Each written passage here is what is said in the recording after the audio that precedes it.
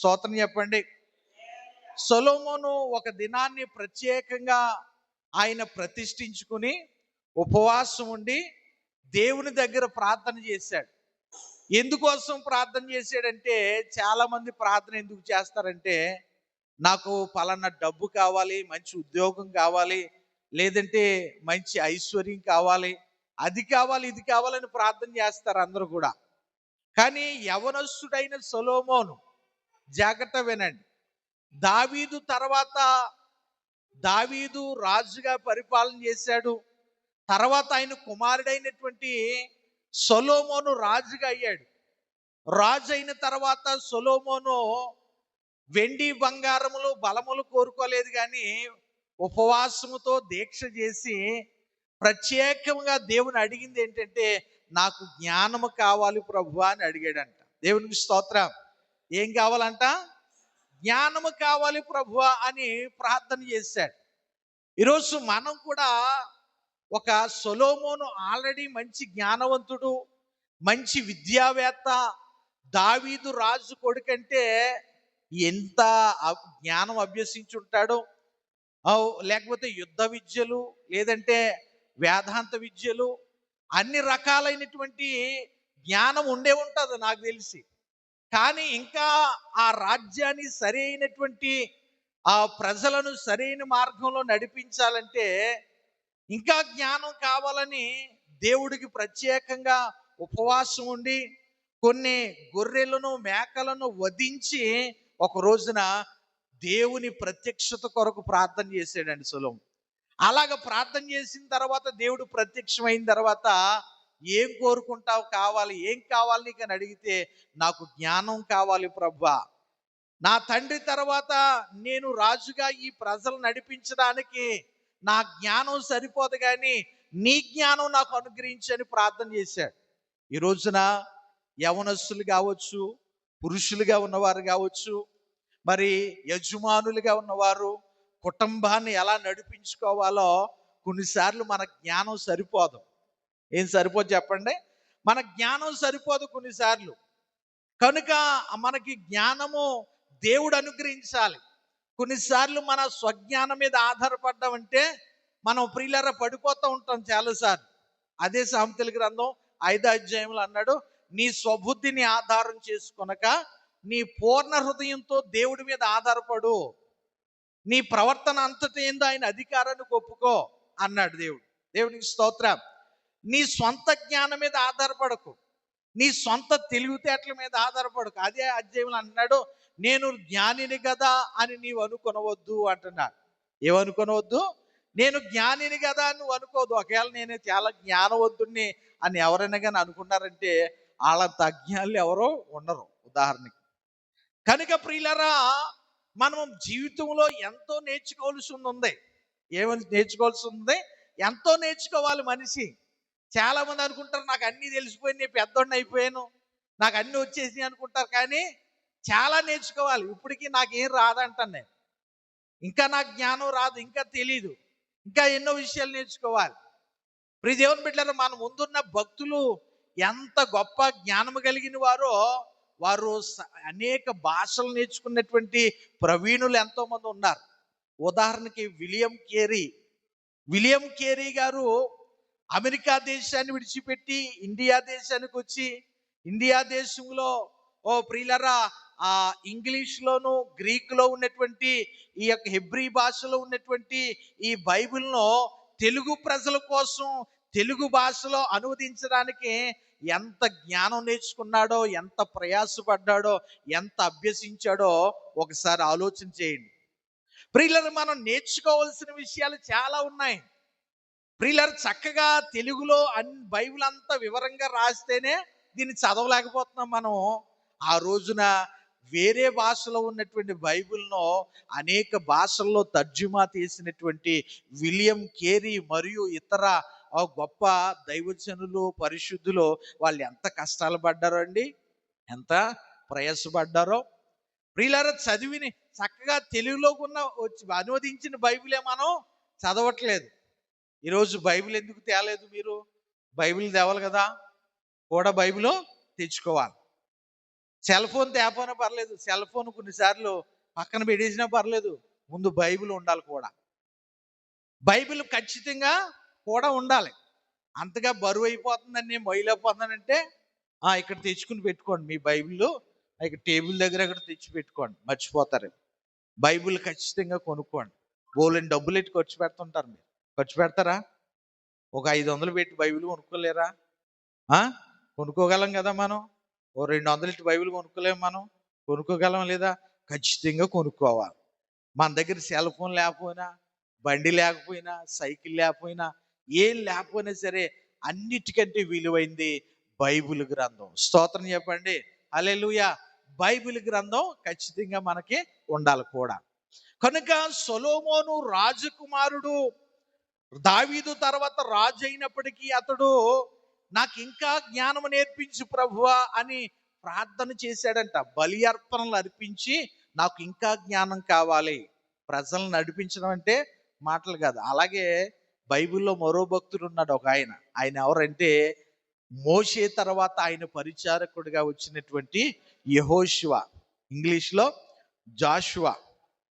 ప్రియదేవుని బిడ్డలారా, ఈ జాషువా అనేటువంటి ఆయన కూడా ప్రభువా ఈ ఇశ్రాయేలీలను మోషే అనేటువంటి గొప్ప నాయకుడు ఆయనే నడిపించడానికి చాలా బుర్ర పీక్కున్నాడు. ఆయన ఎంతో బాధపడ్డాడు, వీళ్ళతో పడలేకపోయాడు. నేను ఎక్కడ నడిపించగలను ప్రభువా అని భయపడ్డాడు. ప్రార్థన చేశాడంట దేవుడి దగ్గర. అప్పుడు దేవుడు అన్నాడా, యెహోషువ గ్రంథం 1వ అధ్యాయంలో, నా కుమారుడా, నీవు ఈ ప్రజలు నడిపించడానికి నువ్వు భయపడవద్దు, నువ్వు ధైర్యము కలిగి నిబ్బరము కలిగి నేను నీకు ఆజ్ఞాపించు ధర్మం అంతటి చొప్పున, ధర్మశాస్త్రం అంతటి చొప్పున నీవు చెయ్యవలను, దేవుని వాక్య ప్రకారంగా నీవు నడిపించవలను అని దేవుడు చెప్పాడంట. దేవుడికి స్తోత్రం. ప్రభువా నేను ఈ ప్రజలను నడిపించలేనంటే నీకు నేను వాక్యాన్ని ఇస్తున్నాను, ఆ వాక్య ప్రకారంగా చెయ్యి, నేను నీకు తోడుగా ఉంటానని దేవుడు వాగ్దానం చేశాడు. కొన్నిసార్లు మనకి దేవుడు ఏదైనా సహాయం కావాలంటే మనం ప్రజల్ని ప్రియులను అడగడం కాదు, కానీ దేవునికి ప్రార్థన చేయాలి మొదట.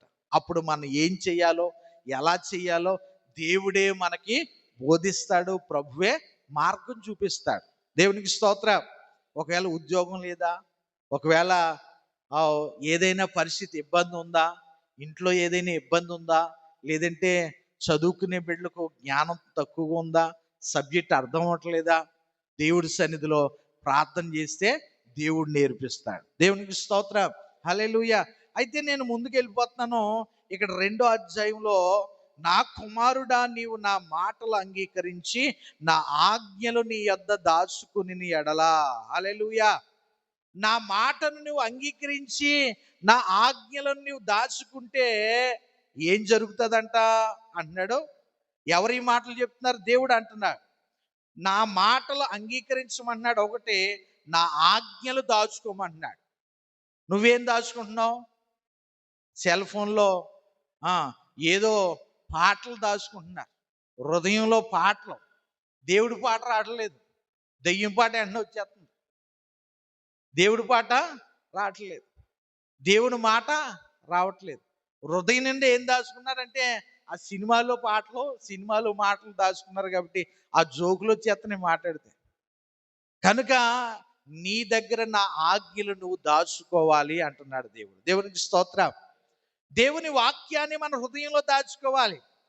దేవుని మాటను పాట రూపంలోను వాక్య రూపంలోను దాచుకుంటే జ్ఞానమునకు నీ చెవియొగ్గి హృదయపూర్వకంగా వేసిన కొరకు నీవు నేర్చుకోవడానికి అభ్యసించిన ఎడల, నీవు తెలివికై మొర్రపెట్టిన ఎడల, వివేచనకై మనవి చేసిన ఎడల, రెండోది వెండిని వెదికినట్లు నీవు దాన్ని వెదికిన ఎడల, దాచబడిన ధనమును వెదికినట్లు వెదికిన ఎడల అంటున్నాడు.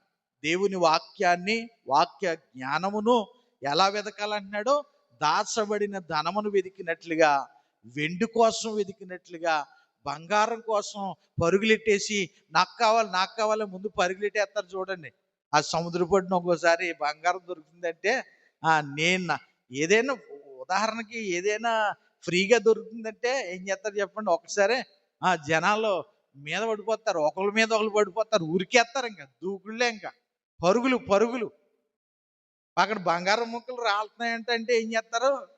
ఊళ్ళో ఎవరు ఉంటారు? ఇంకా ఎవరు ఉంటారు చెప్పండి? ఎవరు ఉండరు. పరుగులు. ఏంటంటే అదంటే బాగా విలువైందని మనకు తెలుసు కాబట్టి. దీని విలువ మనకు అర్థం కాదు. ఇది ఎలాంటిదంటే దేవుని వాక్యము, ఈ జ్ఞానం ఎలాంటిదంటే వెండి కంటే విలువైనది, బంగారము కంటే విలువైనది, దాచబడిన ధనము అంటున్నాడు. పూర్వం ఏం చేసేవారంటే లంకిల బిందుల కోసం నుయ్యి తవ్వేవారంట. నుయ్యి లోతు ఎన్ని ఎన్ని లోతు ఎంత లోతుగానే సరే తవ్వుకుంటే వెళ్ళిపోయేవారంట. తవ్వి తవ్వి తవ్వి తవ్వితే ఎక్కడైనా లంకిల బిందులు దొరికితే అందులో ఏదైనా ఉంటాయి, డబ్బులో లేదా బంగారం ఏంటి ఏదో కాసులు దొరుకుతాయని ఆసక్తిగా తవ్వేవారు. కొండలు తవ్వేసేవారు వజ్రాల కోసం.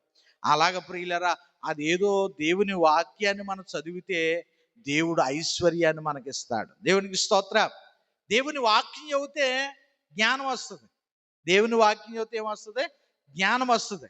మన జ్ఞానం వచ్చింది అనుకో, మన కుటుంబం ఎలా అవుతుందంటే చక్కగా దీవించబడుతుంది. మన కుటుంబం ఎలా నడిపించుకోవాలో దేవుడు మనకు జ్ఞానం ఇస్తాడు. బైబిల్లో ఉండేటువంటి జ్ఞానం కంటే గొప్ప జ్ఞానం ఏ గ్రంథంలో లేదండి, ఏ డిగ్రీలో లేదు, ఏ చదువులో కూడా లేదు. అంత గొప్ప జ్ఞానము బైబిల్లో ఉంది. దేవునికి స్తోత్రం. కనుక దాచబడిన ధనమును వెదికినట్లుగా దేవుని వాక్యాన్ని మనము వెదకాలి. అలా వెదికితే యెహోవా యందలి భయభక్తులు కలిగిండుట ఎట్టుదో నీవు గ్రహించెదవు అంటున్నాడు. దేవుని యందలి భయభక్తులు కలిగి ఉండుట ఎందుకు అంత దేవుని యందు భయభక్తులు కలిగి ఉండాలో మనకు అర్థమవుతుంది. దేవుని వాక్య జ్ఞానాన్ని మనం నేర్చుకుంటే ఎందుకు భయభక్తులు కలిగి ఉండాలో మనకు అర్థమవుతుంది. ఎందుకు భయభక్తులు కలిగి ఉండాలంటే, ఉదాహరణకి నేను ప్రారంభంలో చెప్పాను, యోసేపు దేవుని యందు భయభక్తులు కలిగి జీవించాడు.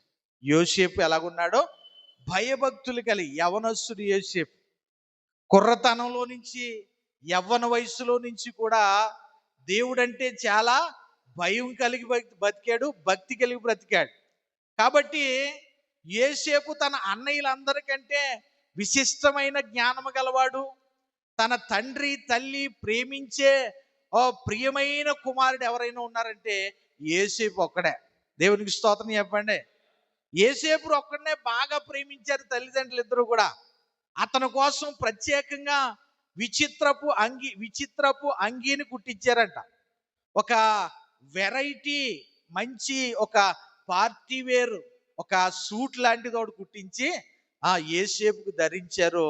అది చూసిన అన్నయ్యలు యోసేపు మీద పగబట్టారు. యోసేపుని ఎక్కువ ప్రేమిస్తున్నారని తల్లిదండ్రులు అన్నయ్యలు కోపగించుకున్నారు. కారణం ఏంటంటే యోసేపు జ్ఞానం గలవాడు, దేవుని యందు భయభక్తులు గలవాడు, తల్లి మాట తండ్రి మాట వినేవాడు. ఈరోజు వింటున్నారా? ఈరోజు మీరు మీ తల్లిదండ్రుల మాట వింటున్నారా? నీ తల్లి మాట తండ్రి మాట వింటున్నావా? ఈరోజు పెద్దల మాట మనం వింటున్నామా? లేదంటే దైవజనుల మాట మనం వింటున్నామా?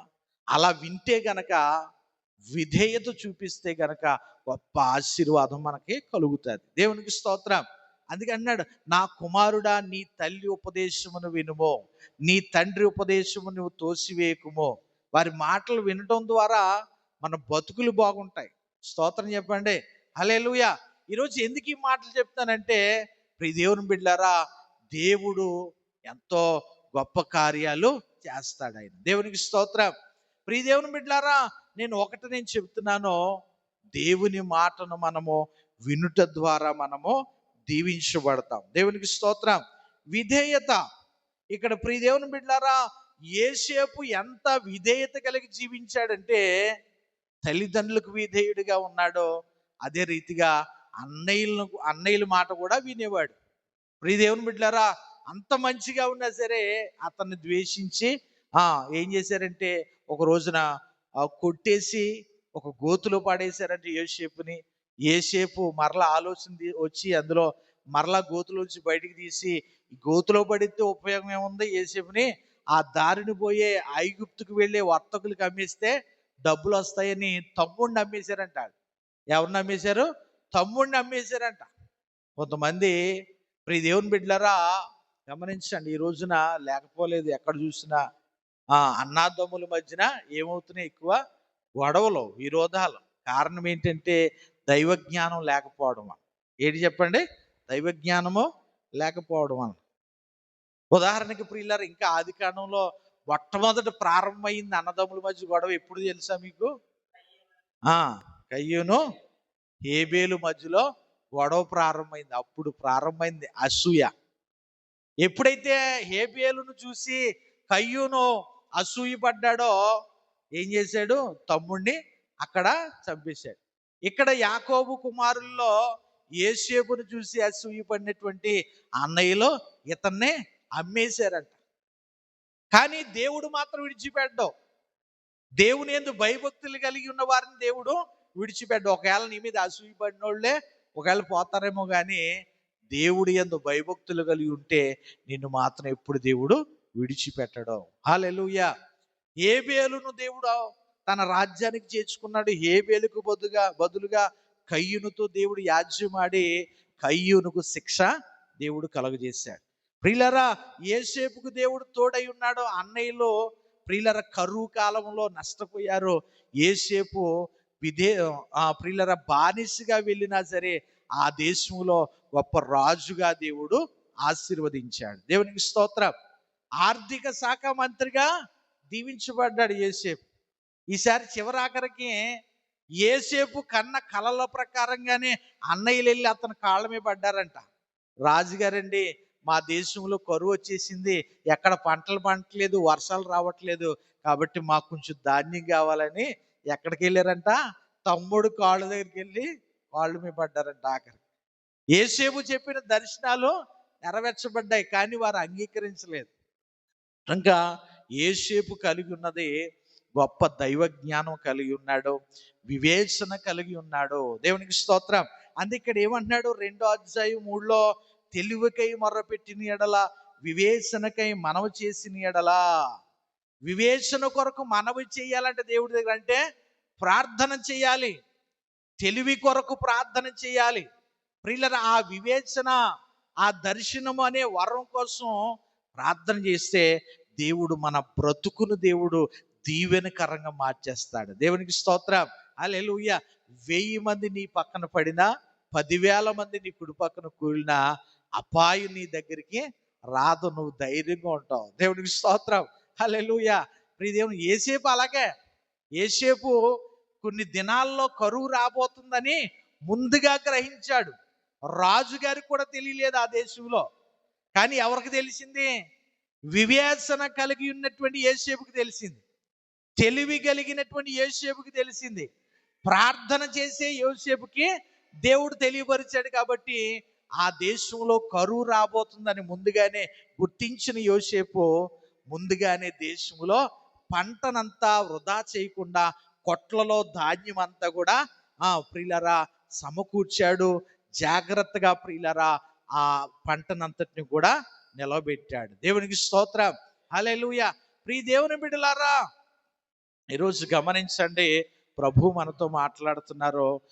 జ్ఞానము కొరకు మనం ప్రార్థించాలి, వివేచన కొరకు మనం మొర్రపెట్టేవారుగా ఉండాలి. ఒక యోసేపు లాగా మనము కూడా దీవించబడాలంటే ఏం చేయాలంట? ప్రార్థన చేయాలి. తెలివి కొరకు ప్రార్థన చేయాలి, వివేచన కొరకు ప్రార్థన చేయాలి, రాబోయే విపత్తు నుండి తప్పించబట్టు కొరకు ప్రార్థన చేయాలి.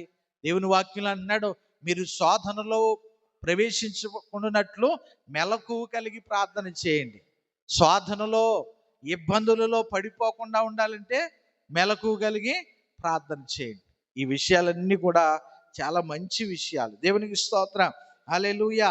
ప్రియ దేవుని, భవిష్యత్తులో జరగబోతున్న సంగతులు తెలుసుకోవడం అంటే మాటలా చెప్పండి? మాటలు కాదు, నిజంగా. అలాగే బైబిల్ గ్రంథంలో ఎంతమంది వివేచన కలిగి ఉన్నారో తెలుసా?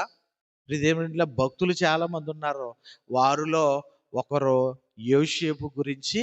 అతడు యవ్వన వయసులో నుంచి కూడా వివేచన వరం కలిగి జీవించాడు. తర్వాత ఇంకా మనం చూసినట్లయితే దానియేలు. ఎవరు చెప్పండి? దానియేలు కూడా వివేచన కలిగినటువంటి వాడిగా ఉన్నాడు. పరిశుద్ధ దేవతల ఆత్మ కలిగిన వాడంట దానియేలు. యవ్వన వయసులో నుంచి కూడా అతడు ఏం తినాలో ఏం తినకూడదో కూడా దేవుని ఆత్మ చేత బోధించబడి అదే తినేవాడు, అలాగే నడిచేవాడు అంట దానియేలు గారు. చూడండి, ప్రార్థన ద్వారా ఎంత గొప్ప ఉపయోగమో, దేవుని వాక్యాన్ని ధ్యానించడం వల్ల ఎంత ఉపయోగమో. దానియేలు ప్రియులరా ఒక గొప్ప అధికారిగా అయిపోయాడు. దేవునికి స్తోత్రం. యాక్చువల్గా ఇశ్రాయేలు దేశంలో నుండి నెబుకద్నెజరు పరిపాలనలో బానిసగా వచ్చాడు బబులోనికి. ఆ బబులోను దేశంలోనే ఒక గొప్ప రాజుగారి దగ్గర ఉండే ఒక సలహాదారుడిగా, ఒక మంత్రిగా దానియేలు అయ్యాడు. దేవునికి స్తోత్రం. హల్లెలూయా. కారణం ఏంటంటే అతడు ప్రార్థనాపరుడు కాబట్టి. దేవునికి స్తోత్రం. కనుక ఈరోజు ఎందుకు ఈ ప్రార్థనలో ఎందుకు మీ అందరికీ ఫోన్ చేసి ప్రార్థనకు రండి అని బ్రతిమాలి, లేదంటే బలవంత పెట్టు. ఎందుకంటే ప్రార్థనలో గొప్ప ఆశీర్వాదం ఉంది, దేవుని వాక్యంలో గొప్ప జ్ఞానం ఉంది. దేవునికి స్తోత్రం. హల్లెలూయా. ఈ జ్ఞానంకు మించిన సంపద ఎక్కడా కూడా ఉండదు. ఈ జ్ఞానం మించిన సంపద, ఒకవేళ ఎవరైనా మనకు 10 రూపాయలు సాయం చేయొచ్చు, కానీ జ్ఞానం ఇవ్వగలరా? దేవుని కృప మనకి ఇవ్వగలరా? ఎవరు కూడా ఇవ్వలేరు. కనుక ప్రార్థన అనేది చాలా గొప్పది. ప్రార్థన పరిస్థితులను మారుస్తుంది. దేవునికి స్తోత్రం. హల్లెలూయా. ఇంకా మనం ప్రియులారా ఈరోజు నేను చెప్పాను, జ్ఞానము కొదువైన ఎడల, వివేచన కొదువై ఉన్న ఎడల ఆయన సన్నిధిలో మనం మొర్ర పెట్టాలి. దేవునికి స్తోత్రం. ఏం చేయాలంట? మొర్ర పెట్టాలి. దేవుని జ్ఞానాన్ని ఎలా వెతకాలంట? వెండిని వెతికినట్లుగా ఆసక్తిగా వెతకాలి, బంగారాన్ని వెతికినట్లుగా ఆసక్తిగా వెతకాలి. అలా ఆసక్తిగా వెతికితేనే దేవుడు జ్ఞానం ఇస్తాడు. అది చదువైనా లేదంటే ఏదైనా సరే ఆసక్తి ఉండాలి. ఏముండాలి బాబు? ఏముండాలి? ఆసక్తిగా వెతకాలి. ఇంట్రెస్ట్. నీకు ఇంట్రెస్ట్ ఉంది చూడండి, జిమ్ము తేజేస్తుంటాడు ఖాళీ కూర్చొని. ఏంటంట? జిమ్ము ఎలాగన్నా కండలు సంపాదించేయాలి, 6 ప్యాక్ వచ్చేయాలంట. ఏంట్రా 6 ప్యాక్ వచ్చేయాలని ఇంట్రెస్ట్గా చేస్తుంటారు కొంతమంది. లేదంటే ఏదో కొన్ని ఆసక్తి, గేమ్స్ ఎవరో చెప్పక్కర్లేదు. ఆ ఫ్రీ ఫైర్ పెట్టుకుంటే ఇంకా మొదలెట్టిన కాడి నుంచి ఇంకా ఒరే ఆ టైపు కాయరా, నువ్వు ఈ టైపు కాయరా, వచ్చి ఎత్తడం చూడరా, కాల్చి అంటుంటాడు. ఇది ఎవరన్నా చెప్పారా? ఎవరు నేర్పించక్కర్లేదు. ఇదంటే బాగా ఇష్టం కాబట్టి నీకు ఏంటి కాల్చేస్తుంటావు ఫ్రీ ఫైర్లో. ఎందుకు ఈ మాటలు చెప్తానంటే, ఈ దేవుని బిడ్డలారా, అదంటే మనకి ఇష్టం కాబట్టి. అలాగే దేవుని వాక్యాన్ని కూడా ఆసక్తిగా నేర్చుకోవాలి, ప్రార్థన కూడా ఆసక్తిగా నేర్చుకోవాలి. లేకపోతే దేవుని పాడడం, ఆరాధించడం ఆసక్తిగా నేర్చుకుంటే దేవుడు దీవిస్తాడు. ఇంకా ఉదాహరణకు చెప్పాలంటే, దావీదు యవనస్తుడిగా ఉన్నప్పుడు అతన్ని ఎవరు పట్టించుకోలేదంట, వదిలేశారు. గొర్రెలు మేపుతూ ఆ అడవిలో పడి ఉండేవాడు. ఎవరు వదిలేసినా సరే దావీదు దేవుని యందు భయభక్తులు కలిగి ఉన్నాడు కాబట్టి దేవుణ్ణి ఆరాధించుకునేవాడంట. ఒక ఒక చిన్న చెక్క ముక్కతో చిన్న సితార తయారు చేసుకున్నాడంట అడవిలోనే. ఒక చిన్న సితార తయారు చేసుకుని ఆ చిన్న సితారనే వాయిద్యంగా మార్చుకుని అతను దేవుణ్ణి ఆరాధించుకునేవాడంట. వచ్చిన పాటలు పాడుకునేవాడంట. అలాగా ఇప్పుడు చదువుతున్నాం చూసారా, ఈ కీర్తనలన్నీ కూడా ఎవరు రాశారు? దావీదు రాశాడు. అతనికి ఎవరు నేర్పించలేదు, దేవుడే ఆత్మ ద్వారా నేర్పించాడు. ఈ కీర్తనలన్నీ కూడా ఇప్పుడు మనం చదువుకుంటున్నాం. ప్రియ దేవుని బిడ్డలారా, అతన్ని అందరూ వదిలేసిన దేవుడు వదలలేదు కాబట్టి తర్వాత గొర్రెలు మేపుకునే వ్యక్తి రాజుగా అయిపోయాడు. దేవునికి స్తోత్రం. హల్లెలూయా. దేవుడు గొప్ప జ్ఞానం ఇచ్చే దేవుడు. ఆయన యందు భయభక్తులు కలిగి ఉంటే మనకి కూడా ఇస్తాడు. ఆసక్తిగా అడగాలి దేవుని. ఎలా అడగాలి చెప్పండి? ఆసక్తిగా అడగాలి, ప్రార్థన చేయాలి. అది ప్రియులరా, ఇదే కాదు, ఈ విషయమే కాదు, మీ అనుదిన జీవితంలో ఏది మీకు అక్కరగా ఉందో పరలోకపు తండ్రిని అడగాలంట. మనం అడగకపోతే అమ్మ నాన్న పెట్టదంట. ఇట్రా అడగకపోతే బాబు ఏంటంట, అమ్మన్న కూడా అన్నం పెట్టదంట. అడగకుండా పెట్టేస్తారంటే కొన్నిసార్లు నీకు ఆకలి వేసిందో తెలియాలి కదా. నాకు ఆకలి వేస్తుంది అన్నం పెట్టి అంటేనే పెడతారు, లేదా పెట్టరు కొన్నిసార్లు. ప్రియ దేవుని బిడ్డలారా, అందుకే మత్తయి సువార్త 7వ అధ్యాయం 7వ వచనంలో అన్నాడు, అడుగుడి మీకు ఇయ్యబడును, వెదుకుడి మీకు దొరుకును, తట్టుడి మీకు తీయబడును. అడగండి అంటున్నాడు, వెదకండి అంటున్నాడు. ఏం అడగాలో ఇప్పుడు వరకు ప్రభు చెప్పాడు. నీకు ఏది అవసరమో దేవుణ్ణి అడుగు, ప్రార్థన చేయి, ఆసక్తిగా అడుగు. అది జ్ఞానమైన, ఐశ్వర్యమైన, అక్కర్లైనా, లేదంటే ఏదైనా సరే దేవుడు అనుగ్రహించగలడు. దేవునికి స్తోత్రం. మొదట ఆయన రాజ్యమును నీతిని వెదుకుడి, అప్పుడు అవన్నీ నీకు అనుగ్రహించబడతాయి. దేవుని పరిచర్య చేస్తే దేవుడు ఇస్తాడు నీకు. దేవుని మందిరంలో ముందుగా వచ్చి కుర్చీలేసి, పాటలేసి, లైట్లన్నీ ఆన్ చేసి ఈ పరిచర్య చేస్తే ఒక ఆశీర్వాదం. దేవుని రాజ్య పని చేస్తున్నాను, ఎవరు పని చేయట్లేదు, దేవుని పని చేస్తున్నాను.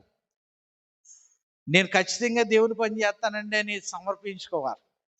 దేవుని మందిరంలో తుడుస్తానండి అని కొంతమంది పరిచర్య చేస్తారు. పరిచర్యలు మాట అండి, ఒక్కొక్కరు ఒక్కొక్క పరిచర్య సమర్పించుకుని దేవుడి మందిరంలో చేయడం కూడా గొప్ప ఆశీర్వాదం. ఇవన్నీ ఎందుకు చెప్తానంటే, దేవుని రాజ్యమును నీతిని వెదిగితే దేవుడు మనకి ఏది అవసరమో దేవుడు అది అనుగ్రహిస్తాడో. దేవుడి మాటలు దీవించును గాక. ఆమేన్ చెప్పండి. ఆమేన్. ప్రార్థన చేద్దాం. అందరూ కూడా తలలు వంచండి. కృపగల తండ్రి, నీకు స్తోత్రాలు ప్రభువా. ఇంతవరకు నీ వాక్యంలో నుండి అయా క్లుప్తంగా మరి సామెతల గ్రంథం 2వ అధ్యాయంలో నుండి అయా ప్రభువానైనా